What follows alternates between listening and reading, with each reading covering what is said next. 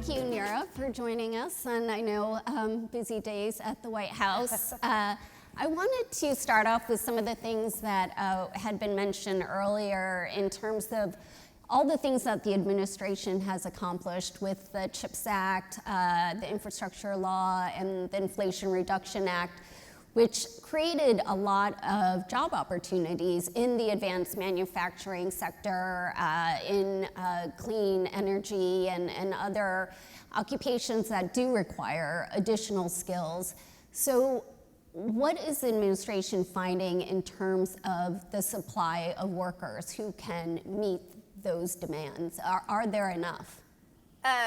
So I think we recognize that there's just an incredible opportunity for people in these jobs. And when we step back, we really think that we're not going to be able to realize the potential of these pieces of, in our view, historic legislation, whether it's the CHIPS and Science Act or the renewable energy investments from the Inflation Reduction Act, or even or infrastructure jobs, unless we have the workforce for that. So we have a multifaceted approach to the workforce challenge, because obviously different industries, need different skills. Our approach has been, I'd say an all of the above strategy. So we've invested in apprenticeships. We have over registered apprenticeships. We have over 1 million registered apprenticeships during the course of this administration. That is a huge increase of something that has been sort of sporadic. We have the Good Jobs Challenge at Commerce, which is really focused on directly connecting employers to educational institutions. And then we have big investments in career technical education. I think, we see that for many of these jobs, we need high-skilled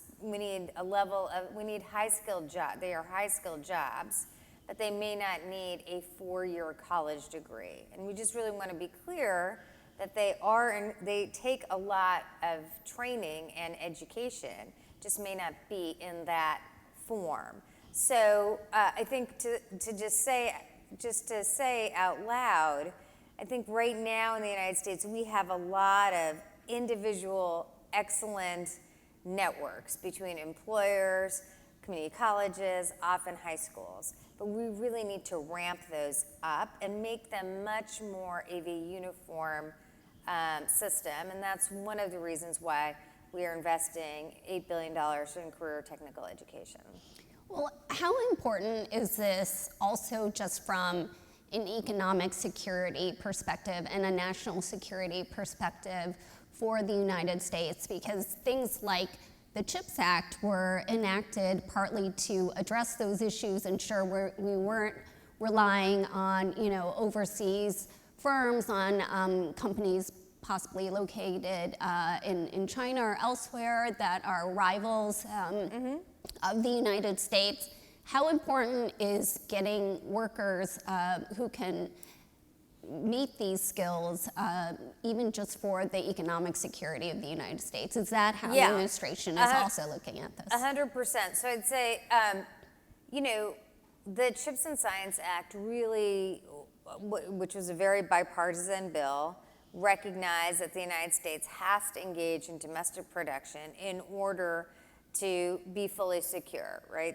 We are competing directly with China on fab plants and others. And I'd say, we definitely need to have the workforce for those jobs to realize the vision of the CHIPS and Science Act, or we need the renewable energy jobs. We need people to fill the renewable energy jobs in order for us to really get to a place where we can address our climate goals. And of course, the same is true for infrastructure. So we are focused on training because we recognize that we're not going to meet any of the goals of these pieces of legislation, which are fundamentally about American competitiveness and American security, unless we have that workforce.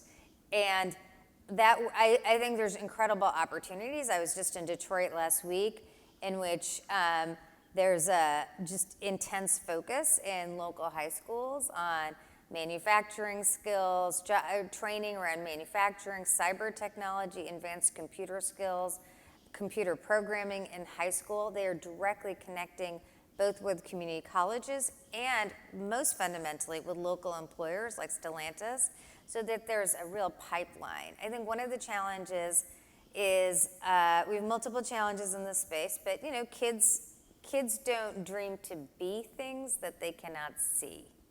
So it's really vital we build more of that opportunity in high schools. Computer programming in high schools, crucial skill set for advanced manufacturing. A lot of these jobs are basically advanced computing jobs. That learning computer programming in high school instead of waiting for the college or later is a crucial skill. And we know kids who come out of high school with those skills just have a lot more opportunity. You can come out of even high school and see a job that's $40,000 or $50,000 if you have the right skill set. That's a huge opportunity, and that's one of the, that's the pathway we see. But we also need employers at the table. I will say, I talked about this the other day. We often hear about just-in-time supply chains. Well, we can get to a place where we have just-in-time training, where employers are working hand in glove with community colleges and other training opportunities to basically describe exactly the skill set they need for the jobs in their own plants or our manufacturing locations. But that means building a system. We hear from employers who don't think community colleges are there enough. We hear from community colleges who don't think employers are there enough. And so one of the reasons why we had this advanced manufacturing sprint at the White House was to create those connections between community colleges, other training opportunities, high schools even, and jobs. So you mentioned the advanced manufacturing sprint. What is the timeline for getting this pipeline really filled and kind of almost a virtuous circle where we're seeing with, for example, the CHIPS Act money, a lot of these places being built now and hopefully up and running fairly soon. We've already seen TSMC building their plant. There's been media reports of them complaining about how they don't have enough skilled workers. So is there any concern that even though there's all this work in progress, that the demand, at least that exists now, is still not being fulfilled? So I think they're right. I will give a good example. Obviously Micron has the biggest plant in one of the biggest plants in the world, I think, going up in New York, upstate New York. And they have an approach, they've had an approach to work with local unions, local high schools, local community colleges to build the pipeline. They've set aside funding for that. And just, to step back, employers used to invest a lot more in training, and as workers have moved from one job over many years to moving from job to job, they've pulled back that investment. I think it's crucial that businesses think like the way they used to, which is that if we need particular skills, we have to be part of the solution to develop those skills. So, we highlighted Micron and its work with its local community colleges, local high schools to kind of build the pipeline for workers. And then as I said, I was in Detroit, and we had people from Micron engaged with community leaders, particularly education leaders, community college leaders, and high school leaders, for the kinds of jobs that they are trying to develop, because we are trying to build this model elsewhere. So it is absolutely the case that there's a lot more that needs to be built.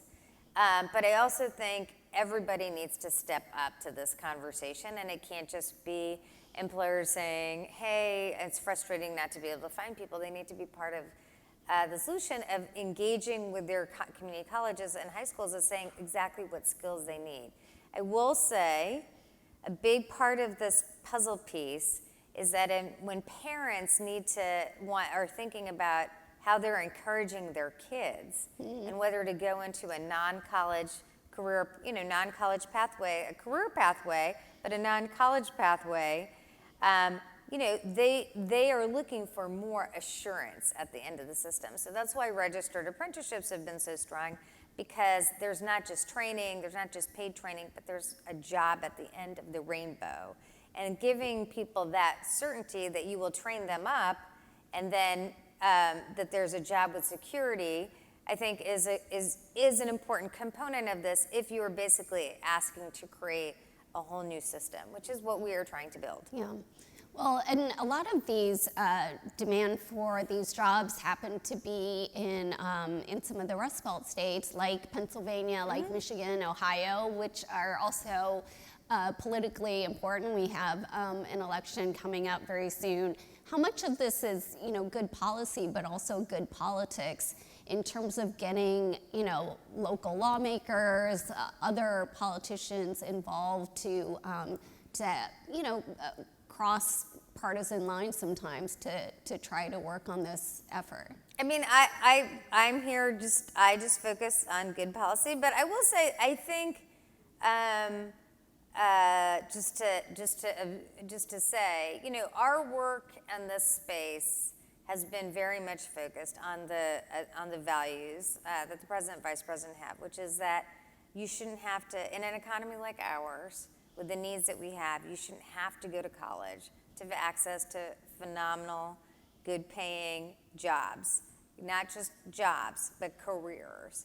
And so that is the system that we are building, of course, with apprenticeships, with the Good Jobs Challenge, again, with career technical education, so that we go back to a system where, again, we have real opportunity for all people, not just some. Yeah. So this could be something that actually people from all sides of the aisle could get on board 100%. with. Yeah. It's very nonpartisan. And again, I was in Detroit last week talking about these issues, and leaders from all stripes have been really engaged. Yeah. Well, hopefully this is one area where we can have constructive conversations. Thanks so much, Neera. Thank you. Thank you so much.